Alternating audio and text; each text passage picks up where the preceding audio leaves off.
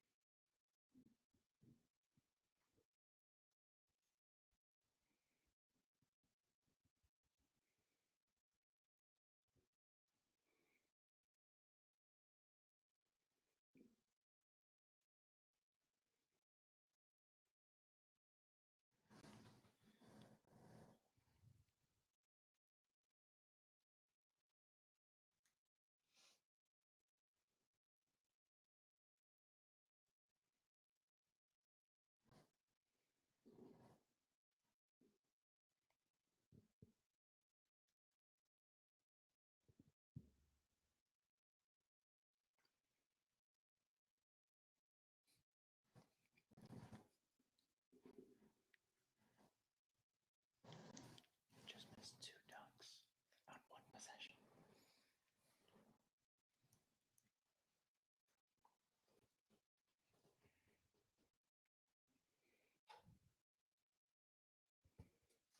We showed you what the GOAT was last year when we beat y'all 50-7. Let's go! One team! Relax, big boy. Team One podcast? One team, one podcast. Yeah, they did a good job. Yeah. Why is he so fat?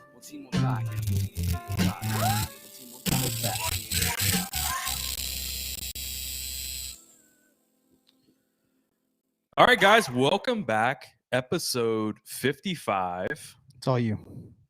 Ben Wilkerson. It's all good. That's more than I got. Chuck Wiley, Nice. before you were born. Yep. 55. Anybody has any more 55s, let me know if you have any more 55s. I'm I'm blank. ready. Huh? I'm blank. You're blank? I got nothing. We appreciate everybody for joining us so early. We got some we're looking at already. Let's see. Wesley's already saying quit whispering. I guess he heard us whispering all Oh, yeah. before we Yeah, it was because this guy missed 2 dunks. The dude missed 2 dunks for All right. 1 possession. For everybody that knows us, I am lubricated already. Mhm. If we're going to do a live stream, we're going to do it right. Yeah. This is the only way that I do live streams is I have to be drinking a good bit. So appreciate everybody joining us already. We want to give a big shout out to our partners, Courtesy Buick GMC, Courtesy Automotive Group in Lafayette. Brandon Lejean, he's a great partner of ours in Lafayette. Check him out. I'm going to send all of his information out on our Facebook page. You guys check it out. He actually posts, he actually had a really nice used car that came in. It was basically brand new 2021 Denali Yukon that came in. That's kind of like a unicorn because they're having a pre-order 2021 Yukon Denali's right now. So he actually got one in that was like, I think it had a couple thousand miles on it, and it was almost like a demo. But he only posts those deals on Facebook, and they're gone like the same day. Right. So it really behooves everybody. You like that word? Behooves It's one of my everybody. favorite words. Yeah, to follow him on Facebook. English teacher used that word all the time. Behoove. Mm-hmm. Did you say it like that? Mm-hmm. Follow him on Facebook. He's going to share all those like really good deals on Facebook only because he knows he's going to sell them really quick. So check him out. Check out Courtesy Buick GMC, largest GMC dealer in the state. We really appreciate them. They've been big supporters of us since we started. So shout out to Courtesy.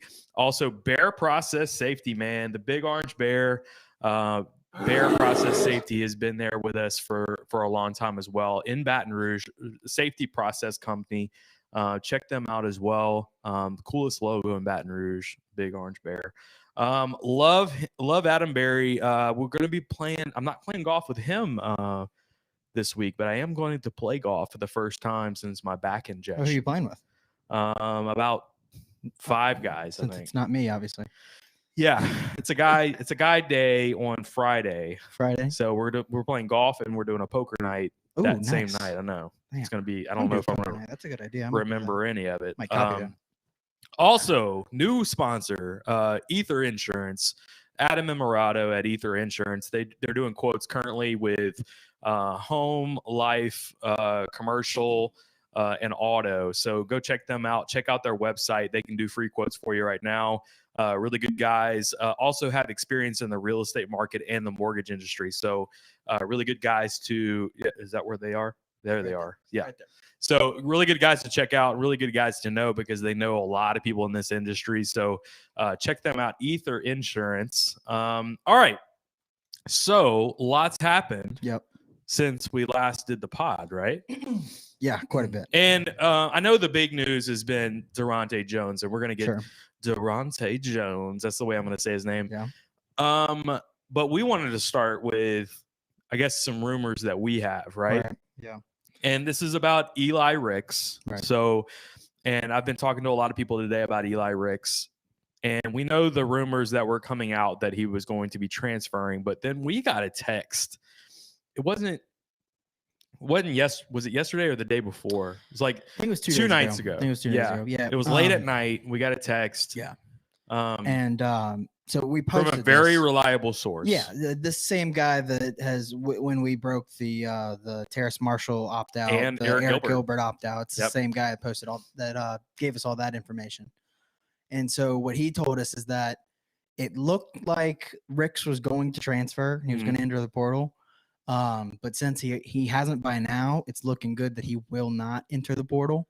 Yeah. And that Coach O has been talking to. We posted this the other day on Twitter. And that Coach O has been talking to him, and it's so far it's looking good. Yeah.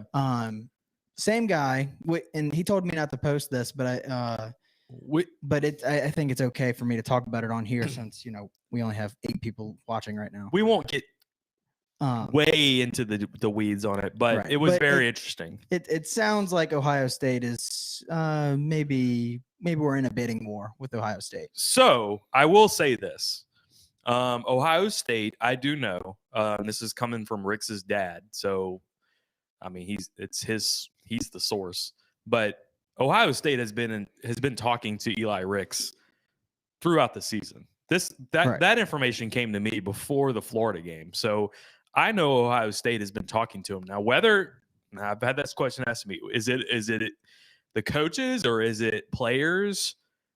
I don't know the answer to that. But this plus this, he's basically being offered money. Yeah. To go. Right. So it's just going to depend on, can Ohio State match the hospitals? You know what I mean? Jesus. That's Oh man. And if that tells you anything about, Ohio State is obviously tampering. Right. But we can't say that. Mm-hmm. If Ohio State's trying to offer this kid money, we can't come out and try to tell them that they're tampering. Because it reminds me of when Mississippi State and Auburn were in just the most blatant bidding war for Cam Newton. Yeah. And then Auburn gets him, and then Mississippi State rats. And so I feel like if somehow it was Elias only Ricks known does flip, it was only LSU known ever about Cam Newton that Mississippi State offered him $250,000 to come to Mississippi State, and he turned them down. So that only can tell you how much Auburn offered him. Yeah. That's kind of what we're dealing with here with Eli Ricks. And I've been the one that's basically saying I think Eli Ricks is staying. Yeah, and I the think so reasons too. why are because first of all, his parents live here. They both have jobs here in Baton Rouge. They both moved here with him. And now that we've gotten a defensive coordinator that is a DB coach in Right. the NFL, Right. I thought that was just, it kind of sealed the deal. If we're dealing with money, I don't know what the fuck's going to happen. I don't Yeah. know what this kid's going to do. Yeah. If this is the play, I have no idea. But still, I can't see him not. To me, him uprooting everything and going to Ohio State would be a long shot.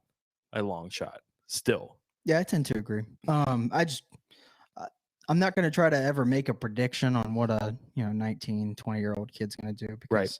we've been burned so many times by 18, 19-year-old kids Yes. because they're like hurricanes. They're impossible to predict. Mm-hmm.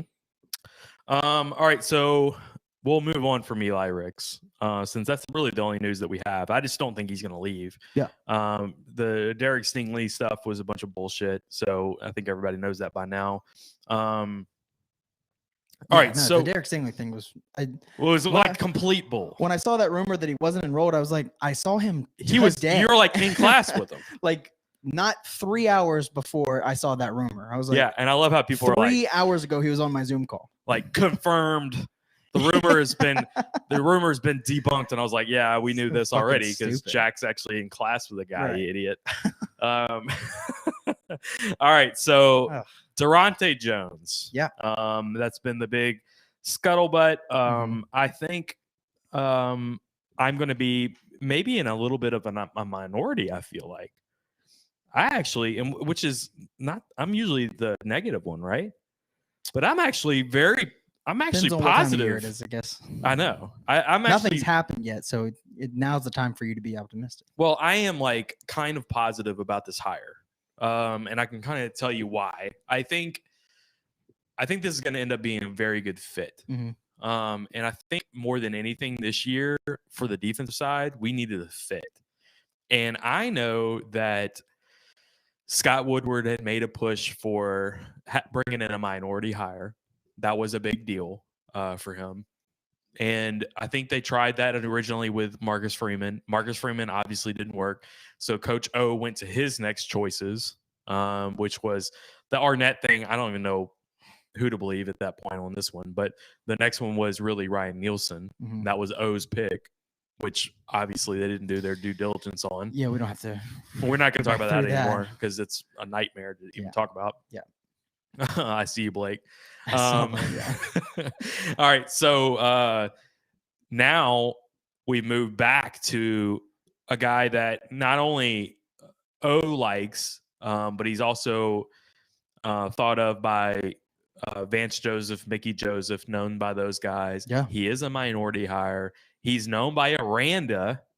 And the thing that makes me feel good is thinking about, and I keep talking about this, the formula of 2019, which was Joe Brady, Dave Aranda, Mhm. which really was what you had going on. Now you have Pete's and Mangus, and you have Jones. And another thing about Jones too that I haven't seen anyone talk about. He's really young, Mhm. and that's exactly what we've been wanting. We want a Yeah. young, pretty energetic guy. And Right. I know people are saying that he's like Aranda, but I think Mm. the way he looks to me is like he's got a little bit more energy than Aranda did. Not to say that he's better, but I think Right. maybe he's got a little bit more energy. What That's I about do as well think, as I can put though, he is not as highly sought after as Aranda, it. No, definitely not. which gives me a little bit more, I guess, to say that he's going to be sticking around a little bit longer. It was always thought of that, okay, Aranda is going to be here for a few years, and he was here for 4, so it wasn't like he was just here for a couple of years. He Right. was here for 4 years, Right. but eventually he was going to get that job and he was going to move on. Yeah. But I actually think of it even more for Jones that he could be here for the long haul until he gets to that point of Aranda to where he Yeah. can move on to the next job. I think Yeah. he sees that process of how Mhm. Aranda got his job, and he can kind of do the same thing. Yeah, And that career path. same thing with with Brady. Yeah. I think he sees the same thing. Right. I think all of this is actually positives. And the more I think of 2020 is what I think of is Pelini and Bill Bush for just those two guys alone causing major upheaval with the roster. Yeah. Not only changing the defensive structure from a 3-4 to a 4-3, but also probably being a little bit more abrasive. It don't help that your old white guys screaming at these guys during social injustice issues. It's like, especially in 20, whether you believe it or not, it's just harder to make a connection. Not that it's impossible to make a connection. I always point at Steve Ensminger. Everyone on the team loves Steve Ensminger, so it's not impossible for an old white guy to connect with these players. Yeah, but it's definitely it's a little bit more of a challenge, I would say. Here's a good Blaine Smith says in the chat, wish LSU could bring Schumann in as a linebackers coach and a future DC in waiting. Jones has a 2-year deal. I'm understanding with you as far as the 2-year deal goes. Yeah. That was a little interesting for me as well. Didn't really make sense, especially if you're recruiting guys to come in. I'm not sure where that came from exactly. If it came from maybe Jones's agent, I'm not quite sure. But I don't think Schumann's going to come in as a linebacker coach. I think. All right. Could that maybe be Jones saying like, if I do really well in the first couple of years, I want to be making $2 million like Pelini and Aranda were. Yeah, and go ahead and renegotiate then. Yeah, could be. You can get a massive extension. Yeah. So for linebacker coach, we can kind of talk about that. The people that we're hearing are, of course, Blake Baker from Miami, the defensive coordinator from Miami, and Travis Williams from Auburn. Yeah. So Travis Williams. So why isn't he coaching at Auburn anymore? So Derek Mason got hired as a defensive coordinator. And Derek Mason's going to be the linebackers coach. Travis Williams is basically edged out at that point. So he wants to come over here. He doesn't want to be under his defensive coordinator. Travis Williams is a really good linebackers coach. I agree. I think that would be a great fit, especially that he's been in the SEC. He already knows the systems. I think that's a perfect fit. He's a good recruiter. That guy for Auburn this year, KJ Britt. That dude's a beast. Yes. That dude, he did a great job developing him. I would feel really confident if Travis Williams was our linebackers coach. I agree. I think he's the guy that we need to be pointing at, especially with somebody like Daronte Jones coming in. Yeah. He's never been in the SEC, first of all. So I like the idea of having some guys with SEC experience that are at least going to be your position coaches. Yeah. You already got Corey Raymond, who's solid. Obviously, Travis Williams would also be solid. Defensive line coaches, the guys we're hearing is Christian Lakature, and that's at this point I'd be pretty excited about Lakature just based on everything you hear about him. Well, and Ogeron this past week on OTB said he wants to handle the fronts. So if you have a guy like Daronte Jones coming in, he can handle all the other stuff, and Ed Ogeron himself is going to handle the fronts, which he's comfortable with. That means Christian Lakature is probably going to be his guy on the defensive line. Why hire somebody that's going to cost more money than Christian Lakature at this point? And he's already a good recruiter, and you can kind of just keep him in there. And I don't like Ed Ogeron like with his hands on things as much. Yeah. I know how that is, but if it's defensive line, I can handle it. Yeah, no. If it's more than defensive line, I got questions about it. Yeah. I think we have a lot of questions about Ed Ogeron in general, yeah, but pretty much. It's something about Christian Lakature too, because the big thing you hear about him is always his recruiting and how he's such a great recruiter. And that's great. But LSU kind of can. There's a lot of guys you can go get that'll recruit really well. Yep. The big thing that I always hear that makes me like, okay, this guy could take the job and I'd be happy with it.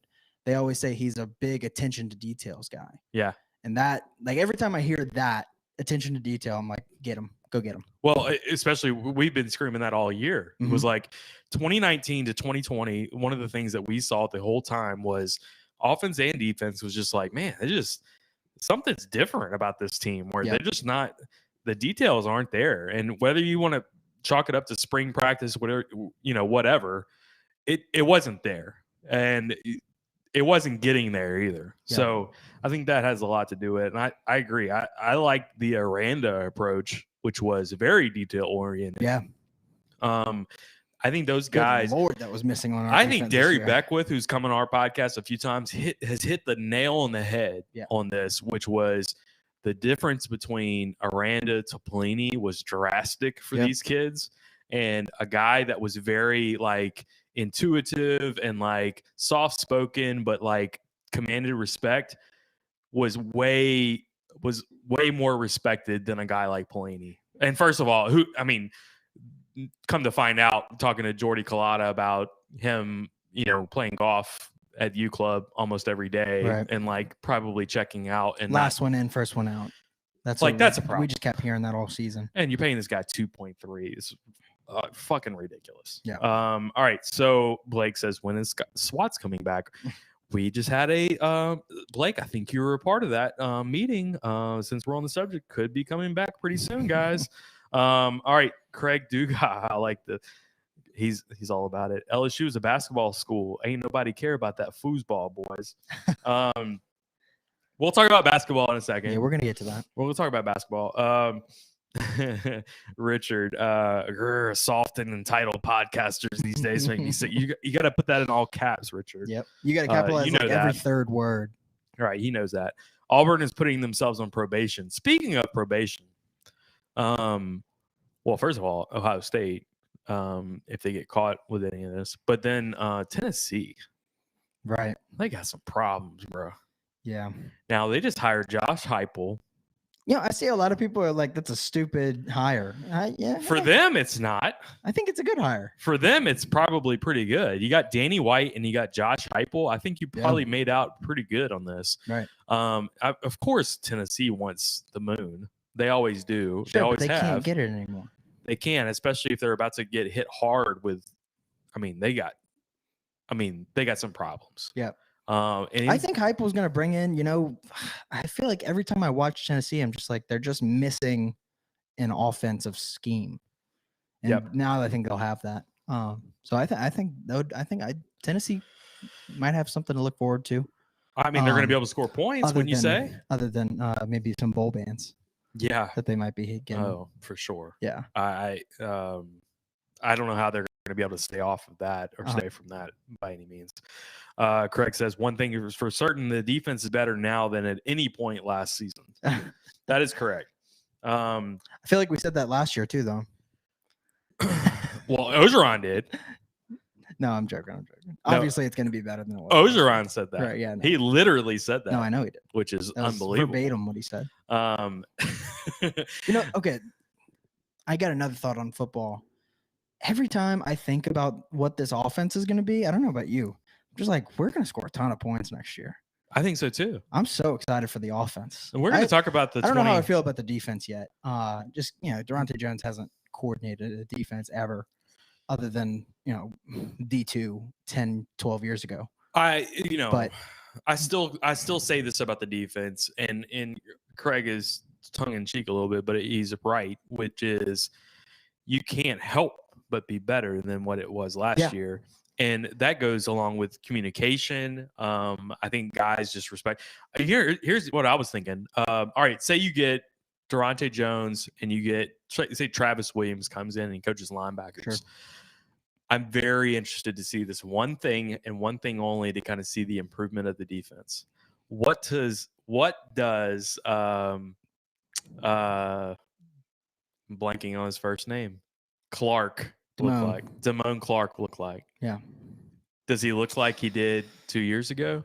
Well, I'm telling you, I think we're about to be more multiple on defense, which is what we were clamoring for all year last year too. I think we're going to be more multiple, and I think Damone Clark's going to switch back to outside linebacker where he belongs. Yeah. No more running sideline to sideline. I think he's going to make a lot of money by doing that too. Yeah. Every time I watch him, I'm like, man, he's Michael Divinity. That's what he is. Maybe more athletic. He's like a guinea pig for me on this, which was that I just want to see what his improvement looks like. Yeah, that too. Because I saw what he was in 2019, then I saw what he was in 2020. Yeah. And I saw this is so funny. I don't know who posted this. It might have been J Boy, our friend J Boy.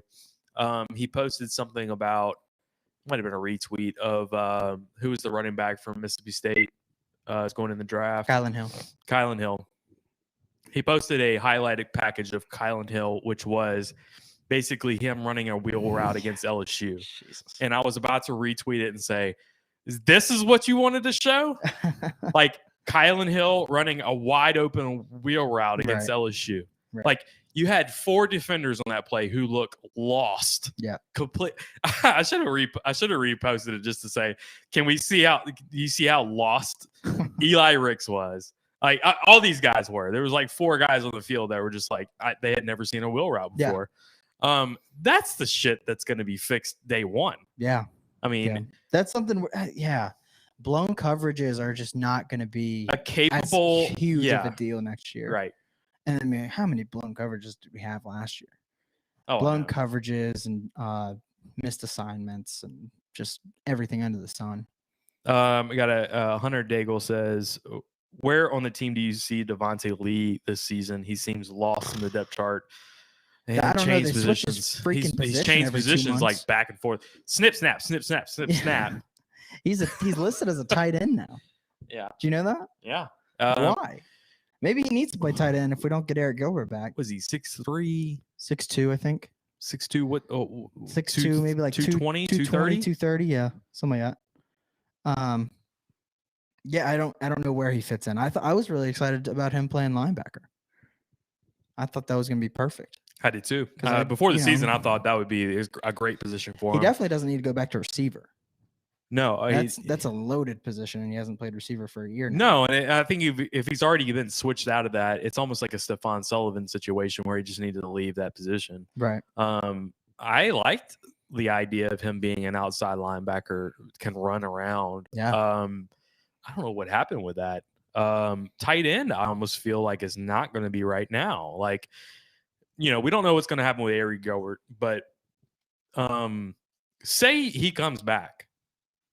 I also think Jack Besh is a guy who's going to come in, and you already have Cole Taylor there. Yeah. I think that's going to be a position that could be loaded already, Yeah. and I like Jack Besh already as a tight end position kind of player. I know he's a little lighter, but It's going to take him a while to get on the field, I think. that guy's a stud. Yeah, I just think if Eric Gilbert comes back, I think it's going to take him quite a while to get on the field. Oh, if Gilbert comes back, absolutely.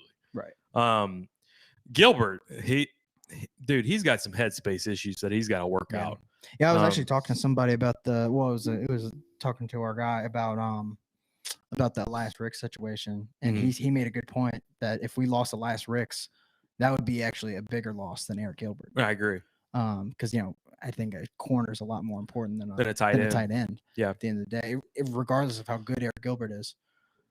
Although I guess maybe Florida would disagree with us, but because I guess a tight end over there can make a significant difference for your offense. But Yeah, at this point, everything that we've heard has been honestly, it's synthetic weed issues. Like it's a problem. Yeah.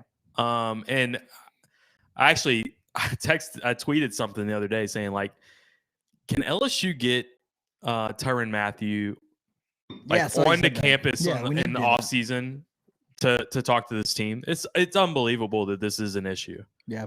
And we heard it a couple of times this year, and the last I heard is the kid's having panic attacks for crying out loud. Like this is a problem. And it's not because of drug testing, because it still can catch up on the drug testing, I believe.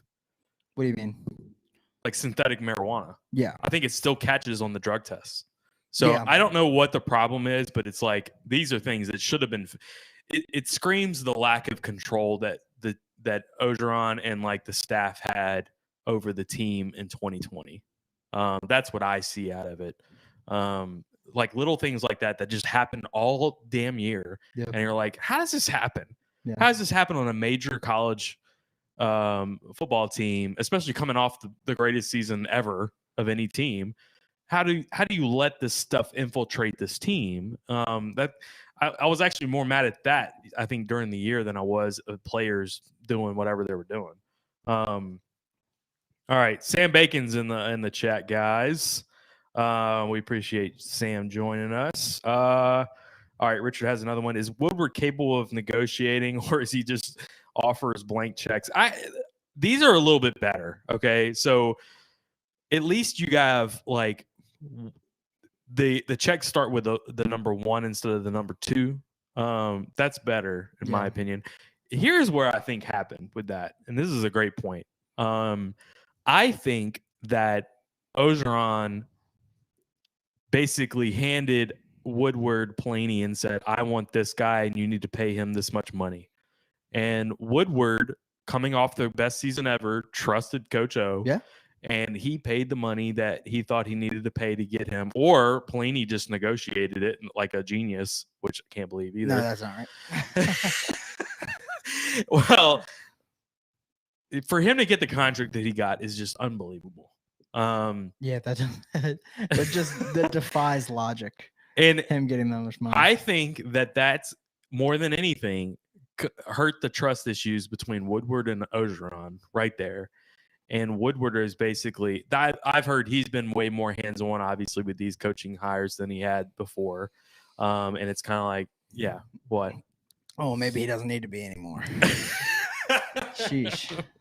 This did not go well. No. I mean, look, I'm happy with the end results. Well, like, let's talk about that, though. But like, how did it not go well with, Marcus Freeman, obviously, was the guy Marcus Freeman, wanted. I don't think there's anything we could have done about that.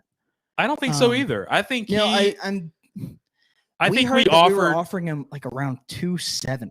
Yeah, something ludicrous. I don't think it was the money. I think his wife at the end of the day wanted to be at a Catholic school with her 6, probably going on 12 kids, go to a Catholic school like Notre Dame. She probably felt it was prestigious. They're from the Midwest. I think all that stuff had to play into it. Right.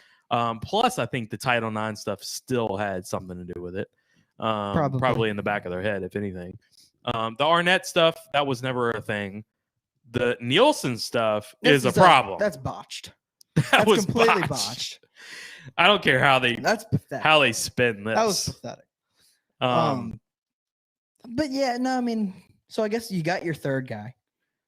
Orgeron was your third guy when you hired him. Mm-hmm. Which I don't know. No, Oliva said he was our guy all along. Oh yeah, is that what he said? Thank God we don't have Oliva though. Come on. Yeah, that's a good. Like, I know you don't like Woodward, but thank God we don't have Oliva right now. All right, Sam Bacon in the chat. Get Williams, promote Lakator. That's kind of where we're at too. Travis Williams at linebacker, and then Lakator as your defensive line coach. That's exactly where my head's at right now.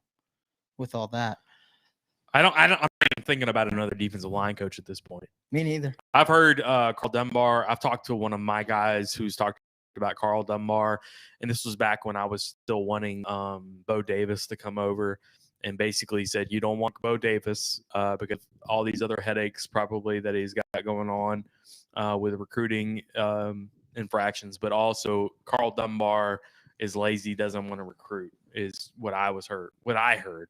Yeah. Which I've always wanted those guys because they were coaching at Alabama, and I thought, why aren't they coaching at LSU? Yeah. But anyway, I think with O running the fronts, it would be Lakator as an easy add-in for the defensive line coach. I think hey, you got it. There you go. I've been trying to figure out how to get this to be comfortable. Kelvin Shepard, I heard, is already interviewing with the Giants. So really? He was like assistant player development guy. Yeah. He's interviewing with the Giants to be the linebacker coach. Nice. Which that was talked about on Moscona this afternoon, which was, maybe we need why wouldn't we just hire him to be the linebacker coach? Maybe he doesn't want to recruit. That would make sense because he's recruiting right now. Do they consider Travis Williams to be better than Kelvin Shepard? Probably. I think that's probably what they're looking at, right? Yeah. Whenever guys start interviewing for NFL jobs that are like the same job that we would give them, I'm always like, well, we need to go after that guy. Yeah. Like if the NFL thinks that they're good enough, then like, well, aren't we? Yeah. Right. Like, wouldn't he be good enough for us? Right. We can talk about this a second. Daronte Jones. There wasn't a lot of people happy about this hire. No. And still aren't. They still aren't. And they talk about, I've heard Glenn Schumann's name a lot. And the way that LSU fans, and I'm one of them, but the way they've moved to Glenn Schumann and put him on this pedestal of like, this is the guy that we need, and he's got a great resume. And then Daronte Jones, I've never heard of him. He's terrible. Right. But when you look at these guys' resumes, you can try to pick it apart all you want. And people have picked Daronte Jones's resume apart. But if you look at their resumes, how do you say that this guy's better than this guy or this guy's better than this guy? Yeah. I don't see that.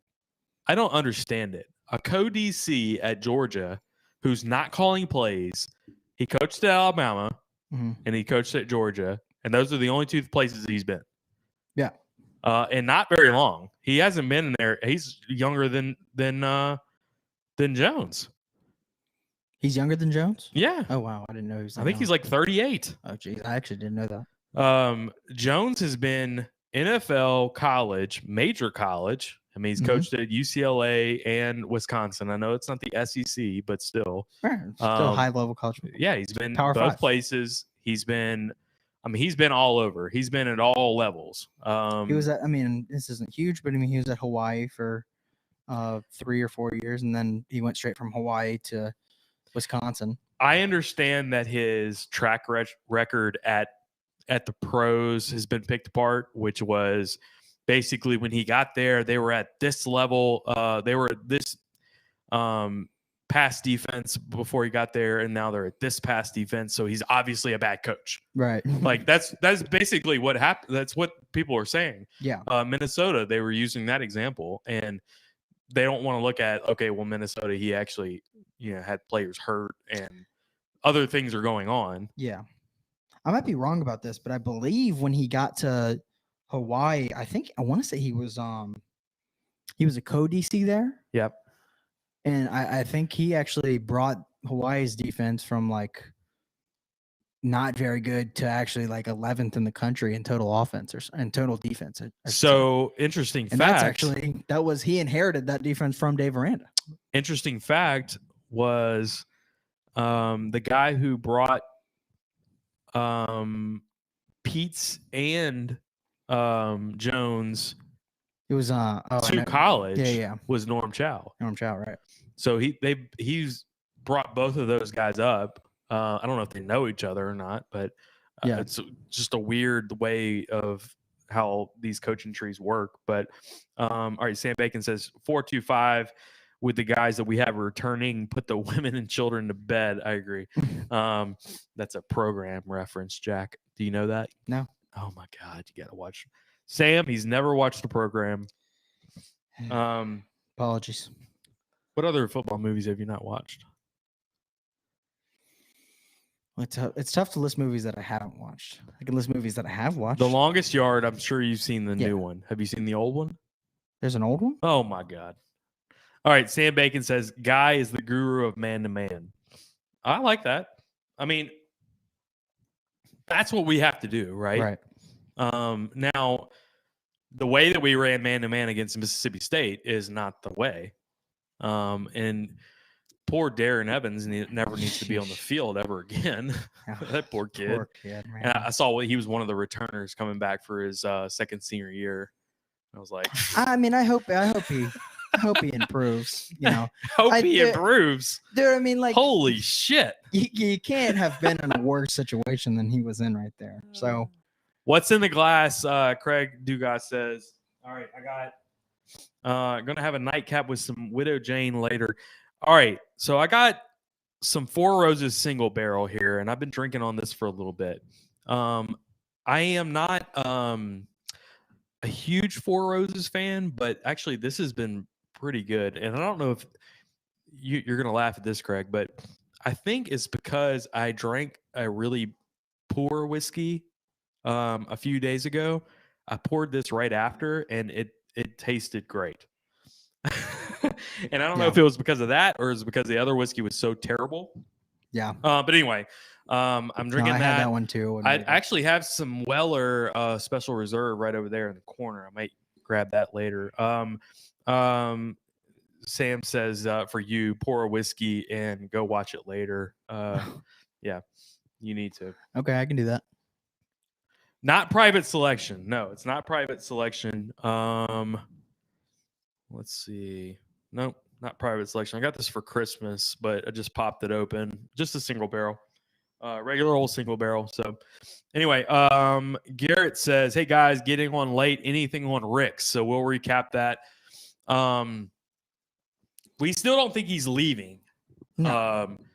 But Ohio State is communicating with him. And when I say communicating with him, they're communicating with greenbacks. Mhm. They're doing this to him. Benjamins.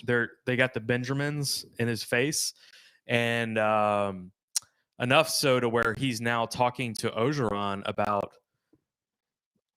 Basically, what he's telling Ogeron is, "Hey, this is how many Benjamins Ohio State is offering me. Take it for what it's worth, Garrett." But that's kind of what we've heard. All right, so getting back to the defense, Richard says Evans played against Florida. That's how depleted we were. Yeah, Yeah. exactly. That's the game McLaughlin came in and Yeah, McLaughlin looked great. made some good play. He had a couple. Not he had a great, busted coverage or two, but Jay Ward, I felt like that was the game that he really against Florida. against Florida. No, Jay Ward's big breakout game for me was the Arkansas game. Really, You remember that? Where towards the end of the game, he makes a big tackle to force them to kick a field goal, and then he Okay. blocks the kick. yes, yeah, absolutely. All right, so back to the bourbon. Jay Ward also had a good game against A&M, I think. Four Roses has has different recipes. Some I like, some I don't. It's hit or miss. All right, and we got Chris Landry. Do we get T-shirts for being in the Daronte Jones Bourbon Club? Absolutely, you do. I was thinking about, and you guys tell me if you want to do this. Every time I say the name Daronte Jones, I was going to put a sounder that said, "Oh yeah." I thought you were gonna start doing that today. That was the impression I got. I was, but I just didn't do it. Go Tigers. Do it. Go Tigers. Well, I got to You don't put it you in don't- there. I thought you already put it in. No, I That didn't put was- it in there yet. Okay. That's what she Oh said. yeah. All right. So Sam Bacon says Tennessee players about to enter that portal. Absolutely, they Yeah, are. there's a couple already. There's a linebacker, Henry Yeah. Toto.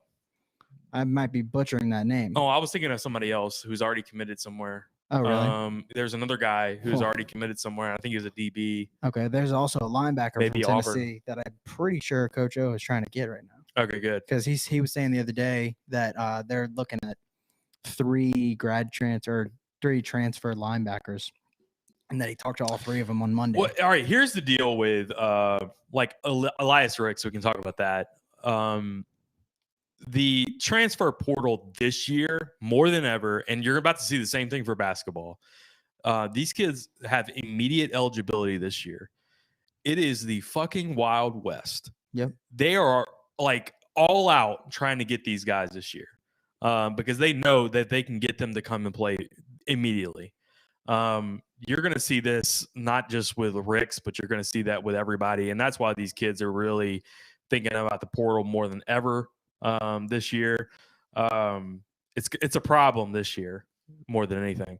Richard says, I understand not reporting other SEC schools, but Ohio State just think they just think NCAA won't do anything.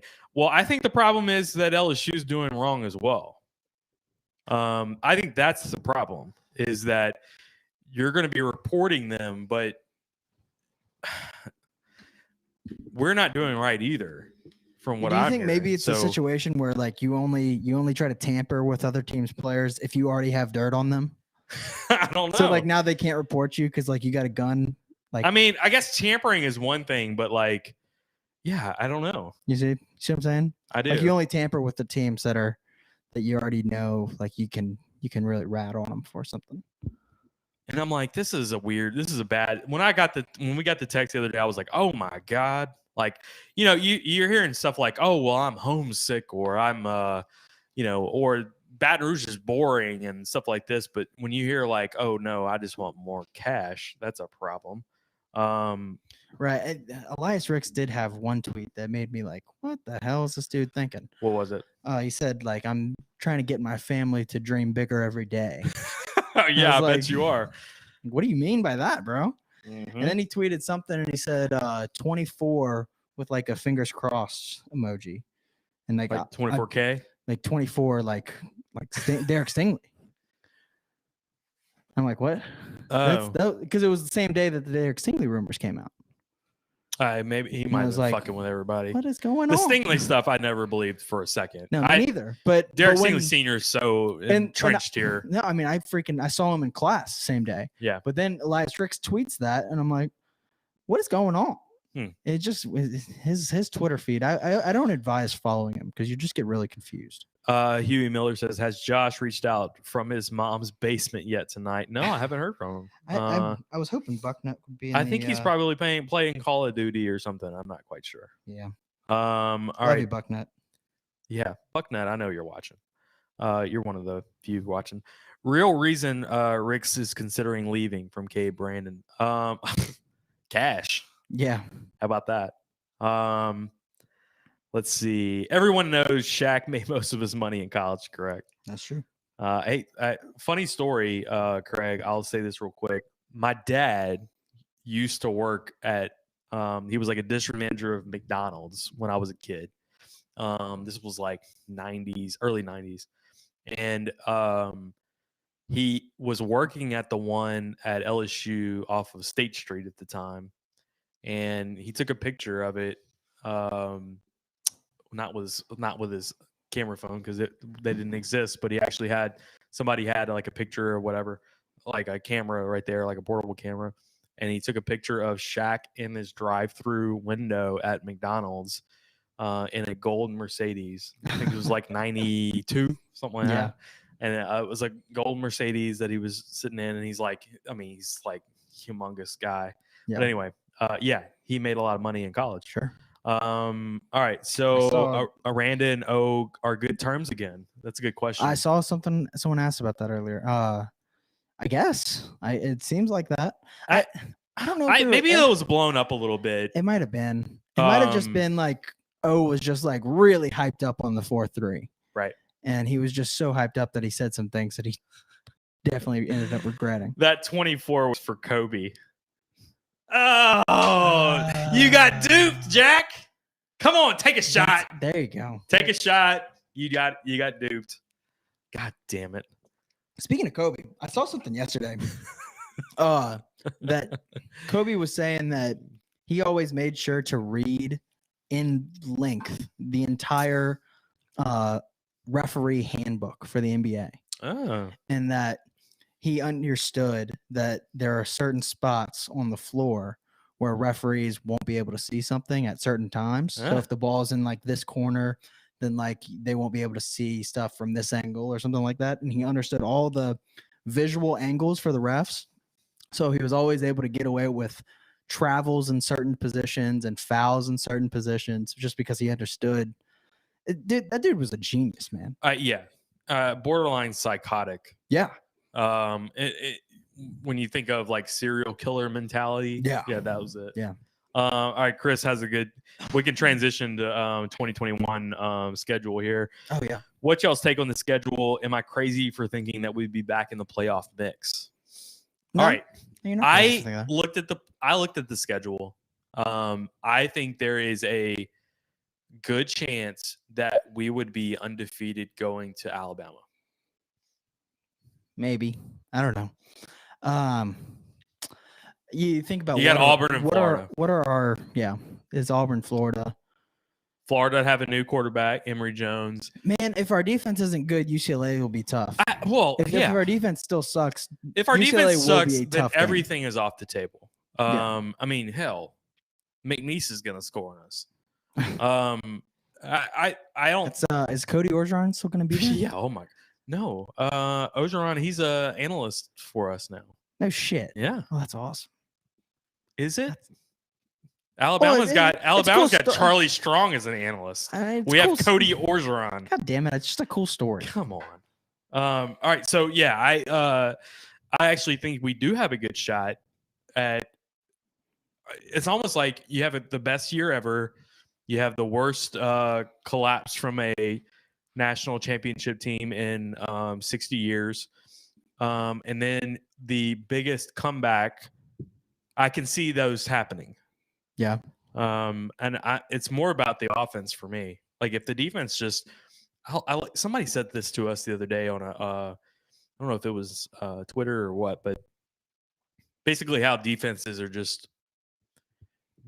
thing of the past for as of right now. No, I don't agree with that. So It's just you have to look at it differently. You all right, you can't.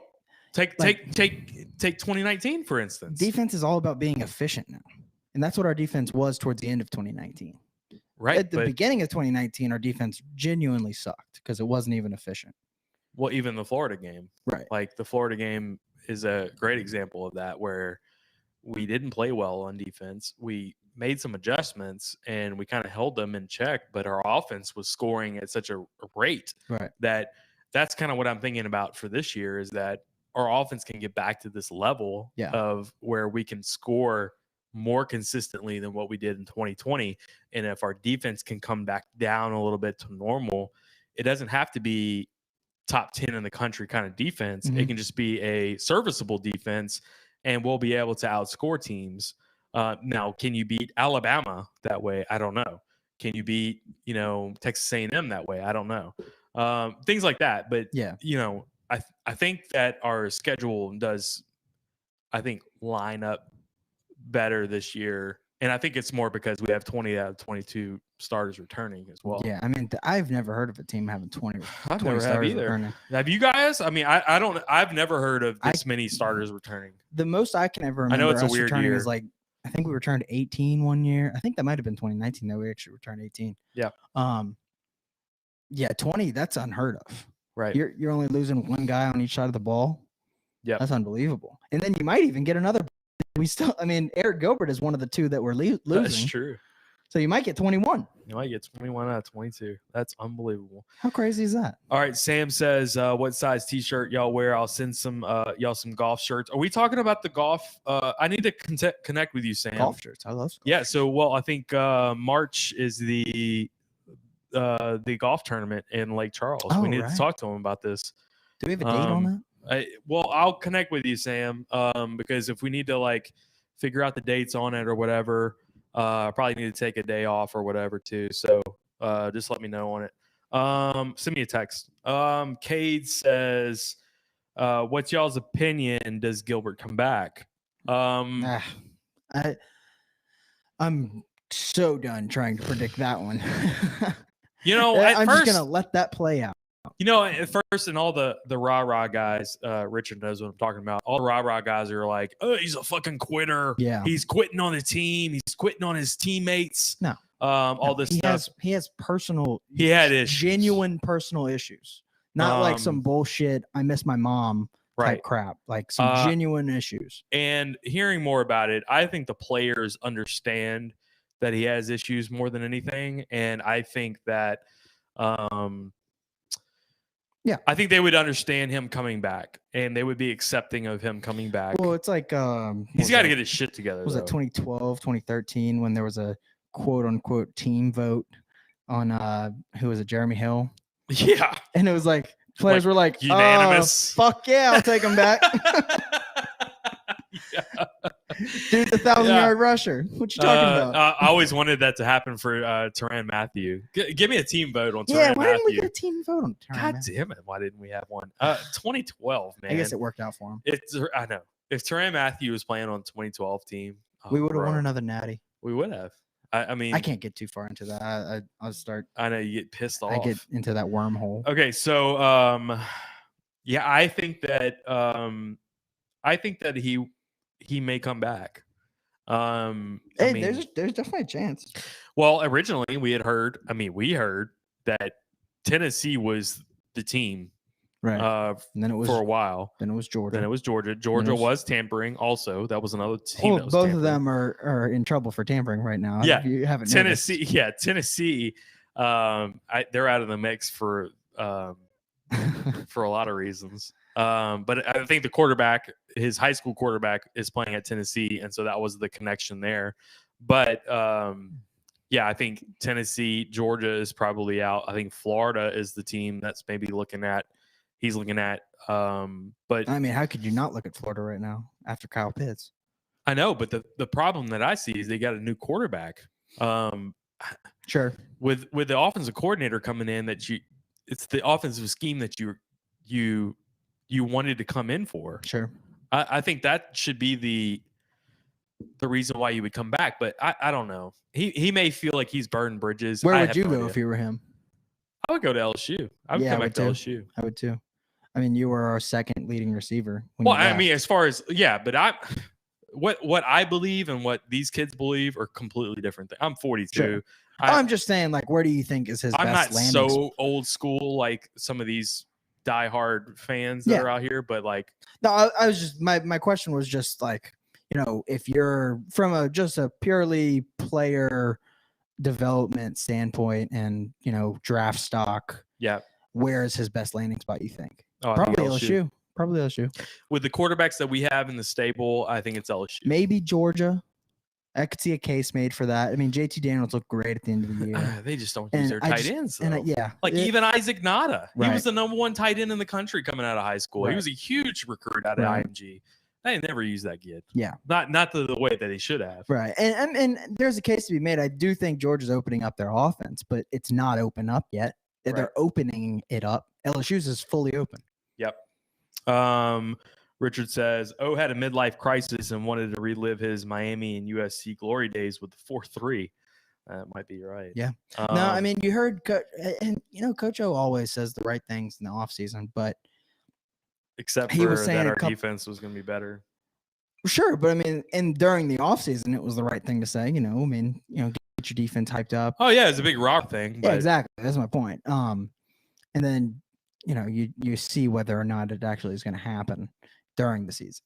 Yeah. But what he was saying a couple weeks ago is that, you have to be more multiple and, you have to use some 3-4 Mhm. and all that kind of stuff. And I'm like, well, it's great to hear you say it, but do it. You know what I'm saying? Right. And I do think, you go get a guy who was in the Aranda tree. So maybe we're going to be a lot more multiple this year. I like the hire. I like the way the guy even talks, and it's more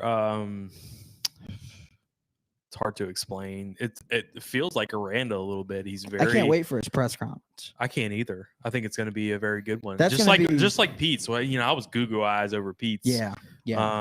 Actually it was the YouTube clip of him at the Panthers cutting film up, and I was like, oh my god, Yeah. this guy. Breaking down Teddy Bridgewater's like mechanics Yeah, and so good. Yeah. All right. So, yeah, I think the 4-3 is a thing of the past a little bit. I think you have to be multiple. Yeah. Chris Landry, do you need a fourth? He's talking about for golf. We need to get. All right. So, first of all, we need to have a drunken stupor with Chris Landry. He is a cocktail fanatic. Yeah. By the way. We're gonna go to Chris. Are we still on Mansour's? for Mansour's? Yeah, I think Yeah. we're on for Mansour's. I'm You're in. gonna bring Sarah. Sure. You bring Sarah. We'll have 6 at Mansour's, and then we need to I think it'd actually be 7. 8. That'd be 8. Yeah. 8 at Mansour's, and then we need to go have play golf. Yeah. We can bring some bourbon out to play golf. We All need to right, do a big golf tournament. we do need, or a road trip. Yeah, that too. We need to do that. Sam will be in for Speaking that. of Sam road Bacon will be trips. in for that. Speaking of road trips, who all is coming with us to Lexington? We'll talk about that in a second. Huey says Gilbert's stats don't get any better at LSU. Don't get any better than being at LSU with our offense and our quarterbacks. Yeah. I agree with that. Yeah. Especially with, everybody just returning, and I think with the wide receivers returning too, it just helps him even more. Kayshon Boutte at the beginning of this year wasn't like at the end of this year. Right. Like the development that those guys have gotten. I think he's going to be a weapon if he came back here. Yeah, and you also think about, he only had Miles Brennan for 3 games, and those were in his first 3 games of his career. I'm gonna say this 3 words. Yeah. Fuck Miles Brennan. I'm not with you there at all. I think Miles Brennan's a starter. That's my opinion. I'm very interested to see what. Now, I'm hoping that they give the other kids a chance, but I think Miles Brennan is your guy. I'm very interested to see what Fuck Miles Brennan. What the hell are you talking about? I'm very interested to Jesus see what Christ. Pete's does with Max Sure, Johnson. Sure. Very interested sure. to see this. I'm interested too. Okay. Fuck Miles Brennan. What the hell is this? Okay, I've been drinking. All right, so you wanted to talk about before that. We were going to talk about I do remember wanting to talk road about something. trips. Oh yeah. Oh, you want to just do the schedule? Yeah, let's talk about it. Let's go through it. So okay, so September you go to UCLA or Right, UCLA first. wherever we're playing. You're saying it's either LA or Vegas. That's what I'm thinking. Okay. It's either going to be in that new Raiders stadium or it'll be in the Rose Bowl with, No fans. who knows how many fans. Okay. Yeah, I don't trust anything in California right now. So I'm thinking if it's moved to Vegas, maybe we get like, half capacity or something like that. Although, predicting things we've all learned is impossible to do nowadays. Yeah. And then what do you got? You got McNeese, you got Central Michigan, you got, I think the next game is Mississippi State. Yeah, the 25th. So I've already reached out to Justin Hillhouse, Mississippi State. Oh, okay. He's got a golf course for us to play at. He's got dinner set up for us. No shit. Are we making the trip to Stark Vegas? We can podcast there. We'll have him on as a guest podcaster. Dope. I'll see if Brandon Stewart wants to come because he came a couple years ago to Starktropolis is what I like to call it. I'll have all my Skip Bertman quotes ready. Oh, please do.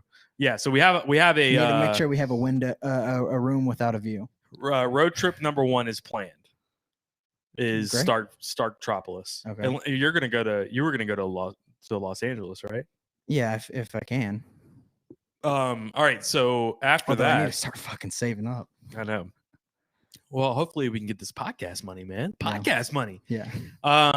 So when is October 9th is Lexington?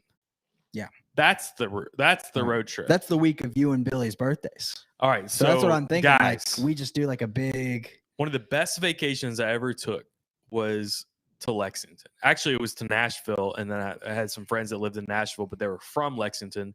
We drove to Lexington, and we went to Keeneland, and we spent the day at some races. We went to Woodford Distillery. We had a little Nice. tour. Dude, it was so awesome. And Jimmy Ott posted this, of course, that the Kentucky game is on October 9th, and it's the day that Keeneland opens. Oh no! So shit. you can do a double dip. You can go to Keeneland for the races and go to the Kentucky game, Oh nice. whatever time it plays, Yeah. or like maybe the next day or whatever you need to Uh-huh. do. So I think after that you have the Alabama game would be So you got Mississippi State on the 25th. You got Auburn at home. I'm thinking The of like next- road games. The next week is Auburn at home, right? and you're to Kentucky. Then the next week you got Florida. We get someone the next week, the next 2 weeks. Sheesh, I can't even think of it. What after Florida? After Florida, so It's on the Ole Miss. 23rd. Is Ole Miss on the 23rd? Yeah, Ole Okay. Miss, and then you're off, and then That's Alabama. at Ole Miss. Yeah. That would be at Ole Miss. Then you're Then off. Bama, Alabama, Arkansas, Arkansas, ULM. ULM, Texas A&M. Texas A&M. I A&M's actually at like home. the schedule, man. I Auburn. You got to think about it. They got Bo Nix and Brian Harsin. Like, So last Here? 3 games are at home. yeah, Yeah. it's here. I'm for some reason I'm just not worried about Auburn this year. I don't think it's gonna go great in Harsin's first year. I don't necessarily think so either. I think if we can have fans in the stands here, then I think that makes everything. I think Um, I'm worried their defense might not be very good. Florida, I'm less concerned about it. Also, Yeah. with it being here, it's another home game. I don't know how I feel about Emory Jones. I don't know how good he is. I mean, I know he's like, from what I've seen, he's like crazy fast. I don't know, man. But I question his accuracy, and I don't know who else they even have outside of him. Chris says the One Team One podcast golf tournament brought to you by the The Daronte Jones Bourbon Club of South Louisiana. Also says that Brennan comment was blasphemous, Yeah, and he that's caps me ridiculous. on that. Hey, Yeah. You fuck, got Stephen fuck Miller. Miles Brennan. That's so ridiculous. I'm just ready to move on, man. I had heard his injury was pretty bad. Brennan's. Yeah. Um, I know it's bad. He's gonna be fine for this year. I don't know. He's We'll gonna be see. fine for this We'll year. see. Okay. You're being goofy. Yeah. All right, so let's move on to LSU basketball. Craig, are you Yeah. still there? LSU Have basketball. we lost you? All right, so really great performances against Alabama and Kentucky. I thought our defense played very well against those two. Yeah. Yeah. No, they were Okay, atrocious. The Alabama game was the worst LSU basketball game I've watched in It was a long time. since Johnny Jones. I mean, even before that, man. Johnny Jones, we had some tough ones. I've never seen us get. Oh no! There was a game with Johnny Jones against Wichita State, and we lost by like 50. Yeah, I remember. I know what you're going. You remember that one? Well, that was brutal. I think yeah. that was in his last season. It was the same year we played VCU. Like the next game, Will Wade coached for VCU. That's correct. Yeah. I'm pretty sure Will Wade beat us, if I'm not mistaken. That was brutal. But this Alabama game, I mean, there were parts in the game where I was just like, I mean, what can we do? Did we have a podcast since then? Since the Alabama game? Since Alabama game, I don't think we have. It was on Tuesday last week, so yeah, we did. Okay, so we have. We probably just didn't talk about it. No, you know what? I do remember we did talk about it. So let's not go over that again. Yeah. Kentucky game. I felt like we played okay. Obviously, defense sucks, but I didn't think we were awful. We just couldn't hit shots. Yeah. I no. felt Javonte and Cam Thomas were cold. very cold. If they're cold and you don't play defense at the same time, it's disaster for this team. Well, I think we shot something like 17% from 3. Yeah. That's not something that's going to continue. Right. So that's kind of why I wasn't too worried about that Kentucky game. And I know that Kentucky's super underrated because their record's terrible, but they have great talent. Yeah. And we said that going in. Yep. And last night they gave Alabama a run for their money. Did they win that game? I actually didn't check the final score. They lost. But I saw it was real close. It was close, and then Alabama pulled out. Right. I mean, Alabama's man. obviously a top 10 team. So Yep. that shows that Kentucky genuinely is a good team. Yep. So we lost to a good team, and we lost by 13, but it was a little closer than that. And we shot about as poorly as you can shoot. Javonte and Cam Thomas, I think, combined for like 2 of 15 from 3. Yeah. Something like crazy low. And that's kind of why our assist numbers were so low. I know a lot of people mention the assist numbers. Mm-hmm. I think we only had like 6 assists in the game. Yep. Our assist numbers are low because we're not shooting well. Yeah. We hit a ton of free throws in the game, but and Cam Thomas is still had, really good about getting to the free throw line, Yeah. no matter what. dude, he had 18 points. I know. He only made like 3 shots. From He the always field. has these games where he's like close to 20 points, and you're Yeah. like, he's How? had a shitty game, Right. and he still gets 20 points. Right. But it's because of his free throws. He didn't shoot well last night at Texas I A&M, know. and he still had 28 points. Yeah. Craig says in the chat, shot selection, defense, lack of discipline. I agree. Yeah. The shot selection is something that we got to talk about where, we've been giving Cam Thomas free reign this whole time. Yeah. I think it's time to rein it in a little bit. And I think he needs to get to the basket. Well, he is doing that though. Yeah, but He did it last night. some of these like fall away threes are something that he probably needs to cut out a little bit. A little bit, sure, but I don't want him to cut it out too much because I know he's going to hit those. Who said something was Cody Warstrom had a really good thought about this, which was, when you watch Cam Thomas like warm up, he's warming up from the inside out. Like he's working on layups, he's working on short mid range, and then he steps back and then he starts hitting threes and he starts shooting out from the outside. Yeah. That's exactly what he needs to do in the game. He needs to start from the inside and work himself out. Once he starts hitting those inside shots, he can start working it out and actually get that confidence back. That's something that some of these games that I've seen, he's starting off early in the game trying to hit the outside shots. Yeah. When he needs to just be driving and getting to the basket and creating those early fouls. I think that makes a lot of difference. Right. I mean, At you the saw beginning of the game. you saw the stat. I think it was Brandon Lejeune this morning on our Facebook group, Uh-huh. and he said that the difference in the game was the free throws. So I went and looked Absolutely. at the free throw stats. We were 18 of 20, which is Uh-huh. awesome. We're shooting 90% as a team. And A&M was 6 of 9, something like that. Yep. So we made 12 more free throws than them, and we won the game by 12 points. Yep. So, and Dwell Wade always says, make more than your opponent shoots. So the game last night was just all right, very frustrating at certain points of the game, which was obviously Texas A&M is not a good offensive team. They've been held under 60 points in the last 5 games. They had close to 50 points at halftime, Right. Which was just unbelievable. Is that right? I thought they only had 36 at the half. No, you're right. Yeah, it was 36 40 at half. It was 41 to 36. I only know Um, the scores. I was just score watching the whole They game. had that's what it was. They had 66 points with 8 minutes left. They don't score another point for the next 8 minutes. Right.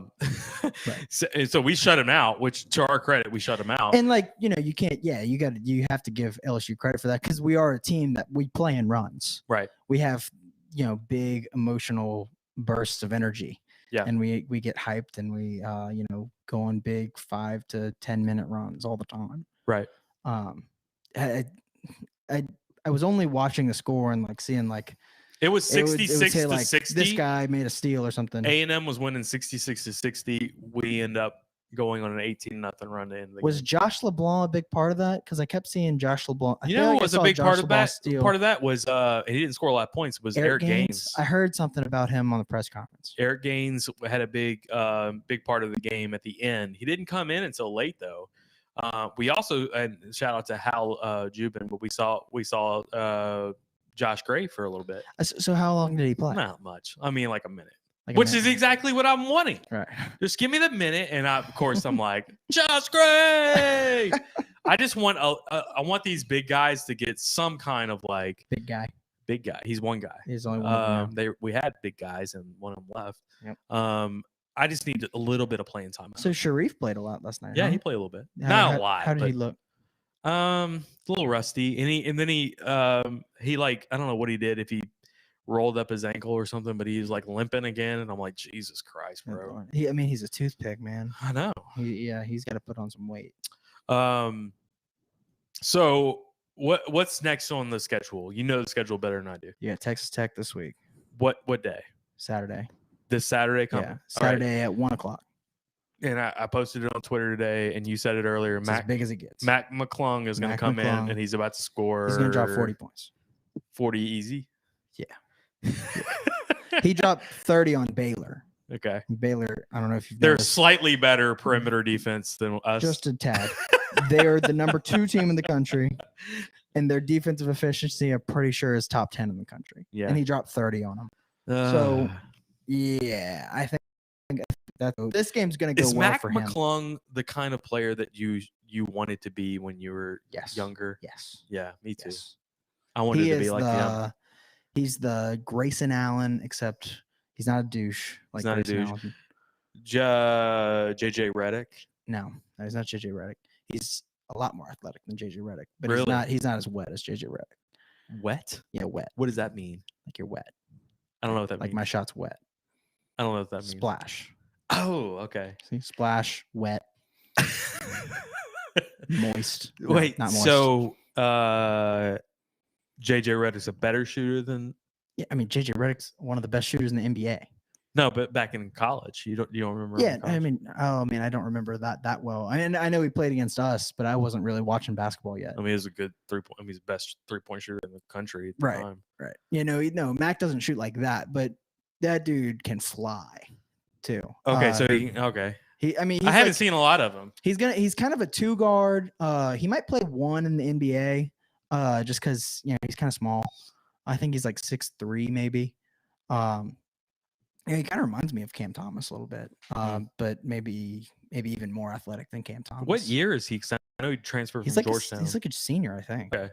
Yeah. So he's been around for a long Yeah, time. he's been around for a while. It's interesting that him and Josh LeBlanc were on the same team. Oh yeah, I Um, didn't think of that. Yeah. Okay, so I'm interested to watch that game just because of him more Yeah, than anything. I think It is a big I game. texted this to you in the family group text. I think we have a puncher's chance at beating this team. If we get hot from 3, Yeah. we got a shot. I think But that's about all I can think. I think that's our game, man. Yeah. I think and everybody's always talking about, and I just said the same thing: shot selection, and you got to yeah, not take the threes. And I was more talking about Cam Thomas, but I think that's our game: is that we have to come out hot. yeah, And if we don't come out hot, then we're gonna struggle, and we may pull something out at the end. But if we don't start out hot, it's a problem. yeah. Yeah, I agree. With a team like this, I think you need to. Although I don't think Texas Tech as a team is like super high scoring type team. Like I don't think they're going to drop 90 on us or anything like that. Yeah. But I mean, Mac McClung alone is a great scorer. He's probably one of the better scorers in the country. So I don't know. They play really good defense too. So shot selection is going to be a big deal. Mm-hmm. I mean, what's their coach's name? Oh shoot, the guy from Arkansas, Little Rock, came over. I know who you're talking about. Yeah, well, I mean, he's a very good defensive He coach. always has his team playing really good D. Yeah. So that's something to worry about. If our shot selection isn't good, it's gonna go poorly probably. Yeah. And then I think you have Alabama next week. Yeah. So I feel like you need a win out of one of these games to kind of keep your momentum. It's just tough, man. Yeah, we knew we were going into a bad stretch. I don't know if it's about keeping momentum as much as it's about getting momentum. Getting some momentum. Yeah. Yeah. I mean, if we can somehow win this Texas Tech game, carry that momentum into Tuscaloosa, I mean, that's the thing with college basketball. If we win against Texas Tech, we could beat Alabama next week just because of the momentum that we would have riding into that game. That's just how college basketball works. Yeah. It's so crazy to watch Alabama against us and then watch them the next 2 games like Mississippi State, and then you watch them against Kentucky, and they just don't look like the same team. All right, they just got crazy hot from 3 against us. Oh my god! And I mean, it happens. Like, man. where did that confidence come from? And why does all of a sudden Texas A&M for a stretch was just look like they couldn't miss anything? Yeah. And I'm like, how does this happen? Right. I saw a lot of people were saying that Texas A&M was crazy hot from 3, but then I checked the stats and they only made 30% of their threes. Well, for a stretch, there was a 10-minute stretch where they were lights out. It seemed like their game took the plan, lead. though. It seemed like their game plan was just to shoot a crazy number of threes because they saw what happened with Kentucky and Alabama. Maybe. And so they shot 38 threes and they made 12 of them. So it's like, okay, you watched them make 12 threes. Like, this feels like they're scoring. I think they made at will, like 10 in a row. But they missed 26 threes. I think it was because they made 10 in a row or something like that. It was something crazy. Okay. The guy was just pulling up from nowhere. There's the Savion Flag guy. No, it wasn't even him. It was another guy. saw A guy who they had, averaged 8 points a game all of a sudden had like 17. And it's like, it's that kind of stuff where it's like, you can't explain it. And it doesn't look like they're playing bad perimeter defense, but they're also not like on the guy. Right. And he might be like 4 feet away from the 3-point range, but you got to step out on him if he's made like 4 in a row. Like, you can't let it happen. It's a lot easier deny to the get ball hot or whatever. when your coach goes into a game and tells you gives everyone a little bit more leniency on shooting threes. Right. Because you watched LSU and your game plan is let's make some threes because they give them up. And so you have a little bit more confidence in your shot when you have a lot more of a green light. Yep. And it doesn't even matter how much we're playing defense at that point because now they're just confident shooting. Yep. Well, I'm very interested to see the Texas A&M game. I want to see how they come out Texas Tech, sorry. How they come out against the team that's not in the conference too. Those cross conference matchups I think are important, especially for NCAA and all that. I'll tell you, I think the Big 12 is about to smoke us. You think so? Yeah. Like across the I think the Big 12's Is Kansas playing Kentucky? probably Yeah, probably. most That- likely. Yeah. They Now usually do. Kentucky, we talked about this last night, me and you. Like Kentucky is not Kansas that has bad. lost 3 straight. Yeah, Kentucky is not a bad team. No.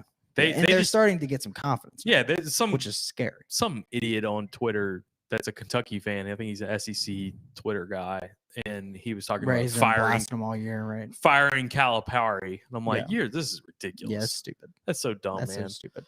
All right, so I can't wait to see LSU kind of get out of this stretch. It's going to be a tough stretch for LSU basketball. All right, we'll wrap it up. Yeah. Big shout out again to our partners, Courtesy Buick GMC, Courtesy Automotive Group, also Bear Process Safety. Check out it's bearps.com. I'll post all of this information on Facebook. And then Ether Insurance, get your quote at Ether Insurance on their website. I'll post that information as well. And we appreciate it, guys. Check us out. I'm going to post this. We'll post the audio editions later tonight as well. And we appreciate everybody that's been in the chat today. We will, and Chris, we're going to hit you up again for some bourbon soon. So we're going to hit up the Mansour's. We're going to make it happen. We'll live stream it at the bar at Mansour's. So for me and Jack, this has been one team, one podcast. Logan out.